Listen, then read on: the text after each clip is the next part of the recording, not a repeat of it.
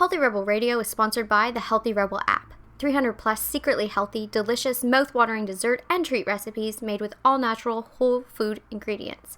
Now available for download on the App Store and Google Play. Find out more details at healthyrebel.com.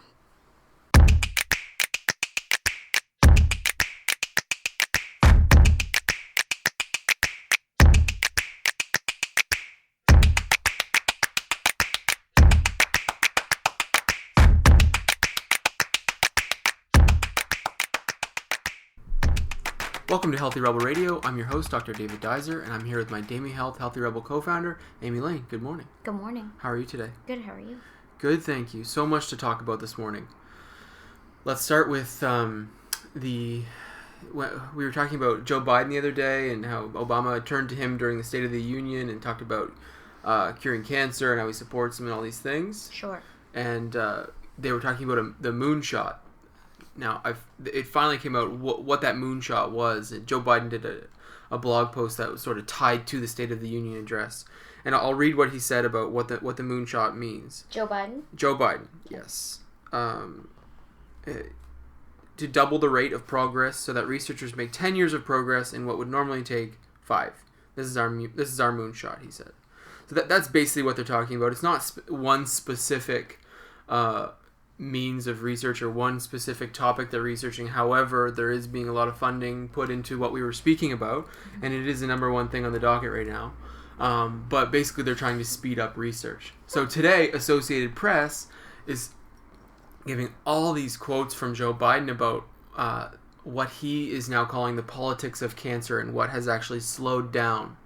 Yes, No. I know. The drama. Wow. What has actually slowed down the progress in cancer research. He's brave. He's very brave.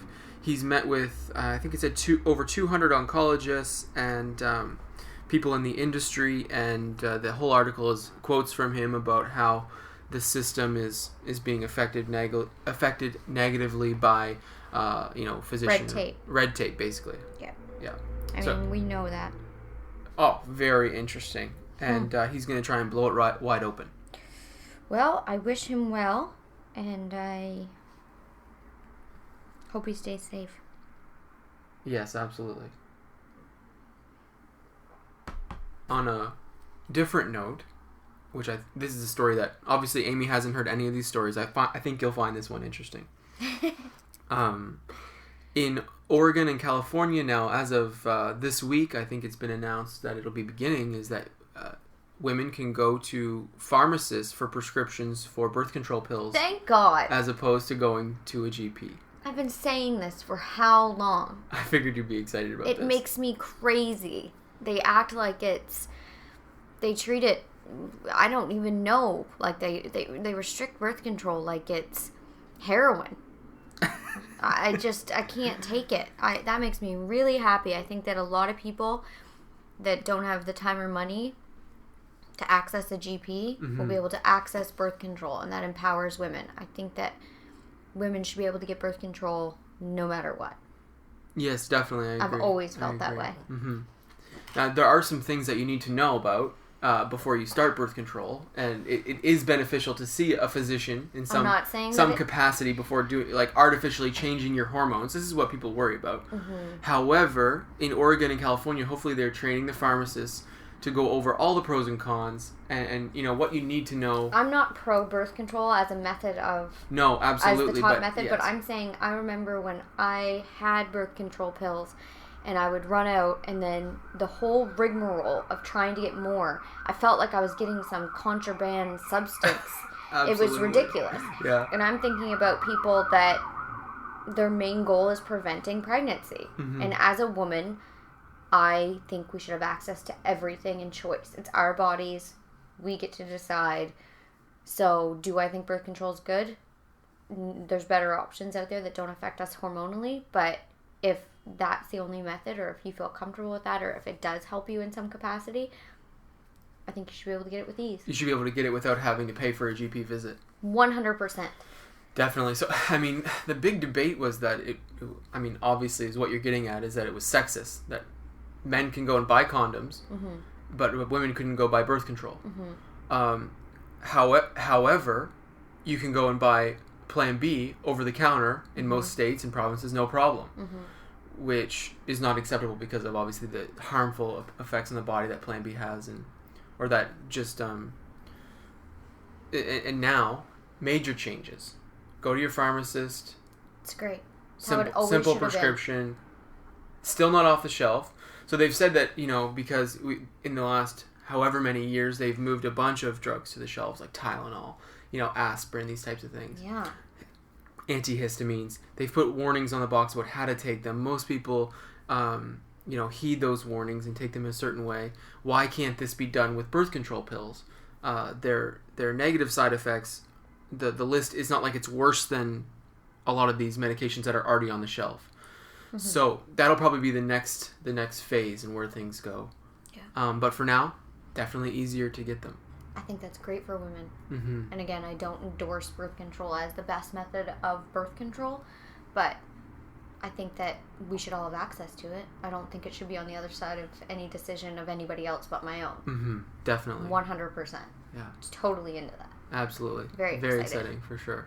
And of course, nothing like this has happened in Canada yet, and I don't know if it will or if it's even on the docket. Well, it should. Yeah, it definitely should be. It should be.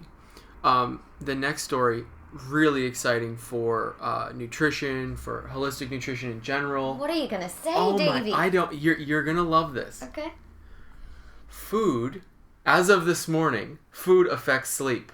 Oh, give me a break. No, it's a good study. So go ahead. Look, I try not to get too excited when these studies come out because I just feel like so much of it is common sense and something we've all known for so long, and then everyone treats it like it's just hogwash or hearsay until some person stands up and says, here's an affirmed study. And I know that you love a study, and I love a study. I love life experience and knowing from life, and I just think, come on, we all know that.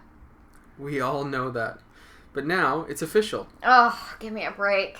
So basically what the study is showing is that less fiber and more saturated fats and more sugar is disruptive to deep sleep. It prevents you from getting into deep sleep. I think everybody that's had a heavy or sugar-laden meal before going to bed has experienced active or a non-restful sleep. I think everybody can relate to that feeling. Definitely, but in saying that, not everyone is in tune with what's going on with their body. And it's helpful in these circumstances, in my opinion, that we have some things that say, okay, nutrition affects our body in this way and that way, so that people can very quickly make the connection between what's happening physically and what's happening internally. On the outside, I mean, and externally, and what's happening internally. But it's that whole thing again where I'm trying to get people back in tune with listening to their bodies. Because if you become so reliant on outside sources telling you what's going on internally in your own system, I think that's kind of a scary place to be. Okay. I think that we should return back to paying attention to how we feel and how we react and, not looking from without for every single answer. I agree. I just think that simple studies like this make it easier and quicker for people to turn within and then to start thinking about what's affecting them. But you use it as just laying down the gauntlet of, well, now it's a fact. Right. Instead of, yeah, I get it. But I just, sometimes I get insulted as a human that, studies like this need to come out for us to pay attention to what's going on with our own bodies. I think it's kind of embarrassing as a human race. I think we're dumbing ourselves down. Definitely. You should know the difference. I agree. Oh, I mean, with these sleep study pods that we have, it's really easy to do these tests. So it's really great to see, from my perspective, these types of things coming out. Because now, if you're eating less fiber, more saturated fat, and then more sugar at night, and you're having bad sleeps, it's something that I can say, okay, listen, refer to this. This is a true fact. This is happening. Maybe now you'll be more connected with what you're eating, and you'll eat more for nurture than for pleasure, I guess, at night especially. And where this comes in handy for me on a whole nother level is so we know these foods now disrupt sleep, right? High saturated fat, high sugar foods. If they can do it, a whole other host of foods can do it. that you might be sensitive to, that maybe your immune system or your digestive tract is different than another person. So this gives another avenue into that, because this happens, right? Like some people, sensitive to tomatoes. I've seen tomatoes. I've seen orange juice. I've seen pistachios. I've seen random foods that cause inflammation in the body for specific people based on, their specific digestive tracts. Now, this allows some freedom. Okay, maybe this is causing excitatory neurons to be released in the brain. Maybe this is causing neurotransmitter development to be shifted and keeping you awake longer. It's reducing your amount of GABA in the brain, and all of a sudden you don't have enough GABA to relax the mind. I don't know. Who knows? Inflammation can do anything. But this study is a nice, quick track into that. Okay. I mean, you've seen a lot of things that have affected your sleep already, so I mean, this isn't... Right, but what if I relied on an outside testing? Well, you have to verify all those things, and I hadn't changed those things from paying attention and the desire to wanting to feel good. It wasn't connected that food had any effect on health until recently in history. Okay, and what I'm saying is, I guess being a human here, no one had to tell me that. I knew right away, and I feel like if we all really are honest with ourselves and have a deep desire to feel good, you get there pretty quick. Yeah, you can. You have to be open to it. This is the difference between, there's two schools of thought on this side. One is that, you've been told something for so long that it's affecting you in a way that you have a closed mind. Basically, the science is showing that food has no effect on the body, and all of a sudden in the 90s or 80s it does. Then how quickly does that information get passed down? I mean, you're coming at it from an open-mindedness where anything is possible, and... That's true. You see what I'm saying? Where most of the world, I shouldn't say most, a lot of the world is coming from a closed-minded perspective where they're just thinking about what they're told. Yeah. Yeah. What do you think of that? I don't know. It's scary. But I think the world is opening up more and more. This is the shift of today's humanity, and this is why it's so exciting. I mean, we know that the generation below us, they think for themselves. Yeah. In a major way. Obviously, there's some things in the media we've already spoken about, which can put people into a trance. But in general, they're very focused on equality. They're very focused on, self-growth. It's a major component of their life already, which is interesting. I mean, we were just talking about this thing that's happening. I don't know if we talked about it on the show or not. But what's going on at Oxford University. And they're talking about the Rhodes Scholarship is named after this person who the students, the generation who is about 10 years below us, 10 years younger than us, are talking about how this person who the Rhodes Scholarship is named after was sort of the Hitler of Africa. South Africa. Of South Africa, yes, you're correct. And they're saying we want his monument removed. Right. And the university is refusing. And very interesting debate between the But the university is saying we're not going to remove it based on editing history to only include the good is I forget how they I think they said the morals of today. Something but similar to that, it was something. Well, I think what they were trying to say was editing, like not learning about the negatives of history, editing things to only include the good that has happened. Right. Is I forget the word. No, they you're used, exactly right, but you're right on track with what their point was. That's their point, but I think what the student's point was is this person's being upheld in a positive light. It's a scholarship. Absolutely. So it's not like we're learning about Hitler and like learning about what went on so that we can, avoid those patterns in the future. It's more it's a scholarship. It's a major monument. They removed one plaque, but they want this statue removed. I guess is how it's. I've never seen it, obviously. No, me neither. But I think they're trying to liken it to like if a major university that's been around for hundreds of years, like Oxford, I believe, is one of the oldest universities in the world. Had a monument of, say, Hitler and a major scholarship named after him. Yeah. And their point is that we would not be accepting this at all. Basically, everyone would think, okay, that's got to stop. So why do we still have this? It's a very interesting debate. But the academics at the school are very much against removing it, so we'll see what happens. I know, but that's everywhere. There's contradictions everywhere in the world right now because we still haven't dealt properly with things we've done and things that have gone on. Oh yeah, and I think no one knows that more than Native Americans and absolutely Indigenous people of Canada. Absolutely, and of the U.S. Yeah, I mean. So and it's going to be coming more and more to the forefront. I mean, I know our Prime Minister is very strong on Native rights and trying to make good with what's been done. And we'll see how well he does. Mm-hmm. But what I'm saying is we celebrate things that are extremely hurtful to them. Oh, and absolutely. We think nothing of it. No, just part of our culture, which is... We've become numb to it. I know, and I would say sad, but some people would say we're going to change... whatever. I guess they're saying we're going to change how we feel about history based on the morals of today and all these things, and it's going to change the way we... But maybe it should, you know? Yeah. Maybe it should. Yeah. Maybe it should change the way we act. Yeah. We'll see. Let's get back to sleep, because we love talking about sleep. There's a jump. Oh, my transitions are just incredible. You'll get used to it.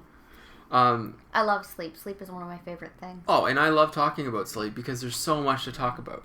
Me and Bridget love to sleep. And like I said, you guys, we're good at it that's as well. Bridget making that noise, if you can hear that's that. Bridget complaining that we're not sleeping. Why are we not sleeping right now? So, like I said, it's super easy to study. Now, with these sleep pods, we can track sleep patterns very easily. So, what they wanted to find out in this simple study that was just done was, does reduced sleep cause more stress? And does it cause... Okay, I know, very simple, right? Very simple. But does it cause stress to happen easier and quicker? 100% yes. And you know who could tell you that without a study? Who's that? Any new mother. Oh yeah, most Any likely. new mother would be able to just, you know what, let's not spend the money or the time. I'll tell you what. You want to know what's torture? Not sleeping. And am I more testy? 100%. Yep. Yeah. For sure. No need for a study. No need just for a ask study. a new mom. Some interesting things that did come up, however, is that 70% of adolescents in the U.S. don't receive sufficient sleep. I think that number is really high. Oh, yeah, and it doesn't surprise me at all. I think of myself as a child and teenager, and I had no idea that sleep was important. I had no idea that what I was eating was affecting my hormones and my emotions and my sleep patterns. I mean, and think about how the majority of... Did you say Americans? Yeah, think how the majority of those American children eat. Right. I'm going to twist that back in. Yeah, for sure. I mean, easy to tie that back in. And not only Absolutely. that, they're sleeping in bed with their phones, and then they've just watched some gosh knows what hyper brain stimulating show on TV. Yes. It's a nightmare. So... They're literally in the sleeping pod study of, like, what not to do. Oh, yeah, absolutely. It's a sin. I mean, talking about the brain-exciting show or video game they're playing, this is what this study was used for. Let's see how these kids respond to stressful stimuli. So they took some kids who didn't sleep as well. I mean, they focused on 84, which is a very small number, but it's easy to study. And basically, they gave them some difficult math tests and a few other academic challenges. And they test their cortisol release before and after the test. Okay? So cortisol is a hormone we release when we're stressed. It has helped us in the past to run from bears when we needed to. It's called fight or flight sympathetic nervous system release, and we release it in the morning to wake us up. So when they did this test, the kids that didn't sleep well enough released more cortisol after a stressful test than the other children. They released it quicker. So basically, they were more stressed out, which is an easy way of looking at it. And we know from experience that can lead to chronic health problems down the road. So we know that sleep leads to chronic health problems, but high cortisol release due to stress stimuli also leads to health problems, and that we would just call that anxiety. Yeah. Right? We call that anxiety issues. And of course, anxiety leads to many other things and can lead to depression even. And depression can come first, and sleep can cause depression, and then you can have this response. So it goes all different ways, but it brings it back to that adrenal fatigue or adrenal burnout picture that we talk about so much. And was one of my health trends for the year. Here we go. Already, first couple weeks of January, we're talking about cortisol release in the news. I mean, I hope major news networks pick this one up. Well, they're not going to. Well, it's so boring. It's 70% of our kids aren't sleeping enough. They don't care. I'll tell you what they care about. Catchy titles that makes everyone go, what? So, things that are actually going to help everyday people's lives are never going to become the hip, cool trend, Yes. Yet these companies and that's why it's our job to make them. Oh, definitely. Absolutely. Yet these companies and research labs are getting funding to do this stuff. Which is wonderful. Which is exciting. Yeah. So, when we talk about cortisol management, Amy, you've got a huge history with this. I do. And what kind of impact, I mean, I think this is an easy thing for you to comment on in the sense that it's been so valuable for you. What kind of impact has sleep had on your cortisol regulation? Well, I was just thinking this morning when I was brushing my teeth that my life had literally gone from just exhausted, just resenting getting up because I wasn't ready. So then brings me into negative attitude, and I would just stand there and brush my teeth and wash my face and just think, oh dear God, another day's here already. Like, what? Oh, everyone's just gonna suck everything from me. I have nothing left to give. To literally bouncing out of bed, excited for what the day's gonna bring. Right. I was thinking about that this morning. Oh, nice. Yeah, because I was thinking, I got up and it was dark. Mm-hmm. I got up so early and I got to enjoy, just sitting and relaxing and having tea and, it's completely transformed my life. The way my body is now is completely relaxed compared to who I was. It's like I was spun like tight and just ready all the time for something terrible to happen. Mm-hmm. And thinking something terrible was going to happen and basically, quote unquote, knowing something terrible was going to happen. And every interaction was just, I felt like everybody was taking a piece of me. And I just felt drained and picked apart 24/7. And I could never get rested. No matter, I would go to sleep, then my brain would be like, you didn't do enough today because you had no energy. So then my brain would keep me awake till well into the night, beating myself up that I wish I had done more. Mm-hmm. Then I would not get enough sleep. Then the next day I would get up and do the exact same thing again. So it's not only feeling lethargic and incapable of dealing with everyday tasks, it's that in the evenings then I would beat myself up for not being present during the day and not feeling good. Right. I was literally punishing myself for not feeling good. Right. So it's a cycle. And the cycle continues. It's a nightmare. And you can see easily from that this is what these kids are going through. This reaction of cortisol drive is what you're speaking about. Mm-hmm. And for you, it was, I mean, I could see the hormonal dysregulation at night because all of a sudden you're up extremely late, much later than I was. Oh yeah. Till all hours. And it's just mind. It was just mine. I had no physical, it's not like I could go use that time like a creative person or something. Because I didn't have the brain capacity. I wasn't functioning high. I was just awake. Mm-hmm. But it was like on a wheel. Yeah. It's torture. It is. And I wouldn't wish it on anybody. No, and I'm so happy. I would highly encourage everyone to, if that sounds like you in any capacity, to do the things it takes, and it's work and it's commitment and it takes time. It's not something that just heals overnight. I mean, it took a good 6 months of commitment for me to feel the difference, and now I'm at least a year and a half. Yeah, maybe 2 years. 2 years on, and I feel the best I've ever felt. Oh, that's so nice. Right? I mean, I don't even remember feeling this good. I don't remember. Oh, wow. Maybe when I was like 8, running around the woods. Right, yeah. At the cottage. Running around the woods. Those are the, Those are the days. But wow. Aside from that, I don't remember, 11 years old on, I don't ever remember feeling this calm and at peace and good. My gosh. Yeah. Well, these kids were 13. Yeah, and I mean, that's a nightmare 84 age. Of these kids are 13. Yeah.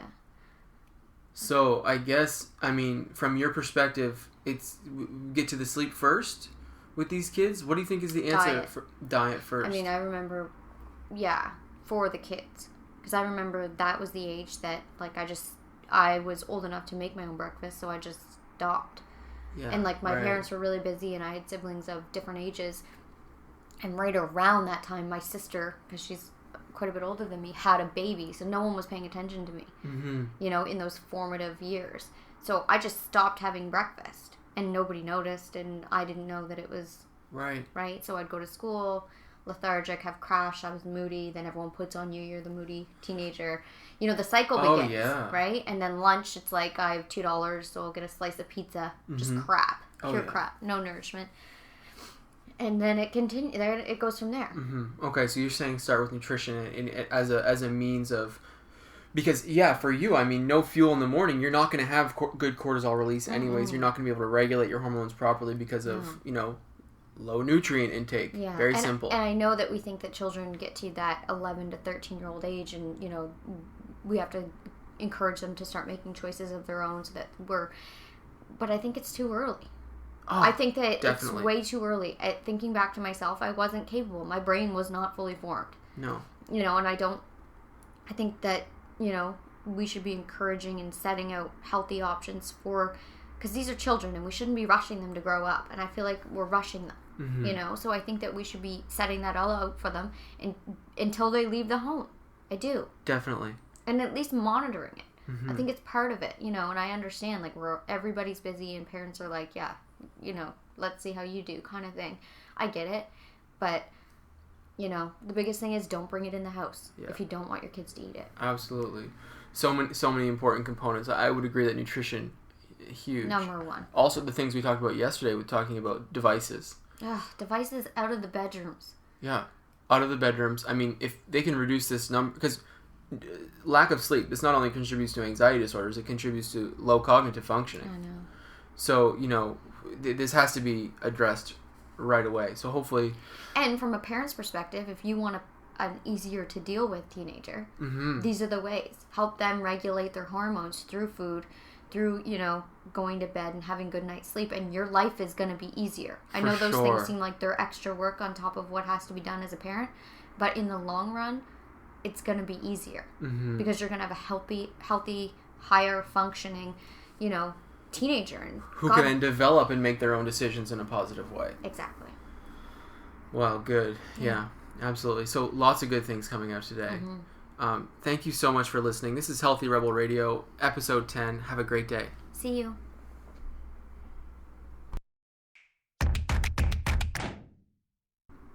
Healthy Rebel Radio is presented by the online health and wellness center, DamiHealth.com. Since 2009, Amy Lane has successfully coached thousands of women through her signature program, the Bikini Body Program. Join today to work exclusively with Amy to unveil your greatest yet to be from the inside out. Go to DamiHealth.com for more information. Thank you for listening to Healthy Rebel Radio. Please connect with us on our community pages on Facebook, Pinterest, and Instagram, all at the handle @DamiHealth. For weekly recipes, articles, and all our episodes straight to your inbox, join our newsletter at DamiHealth.com. You can find all the links discussed in today's episode in the show notes. Thank you for joining us, and see you tomorrow.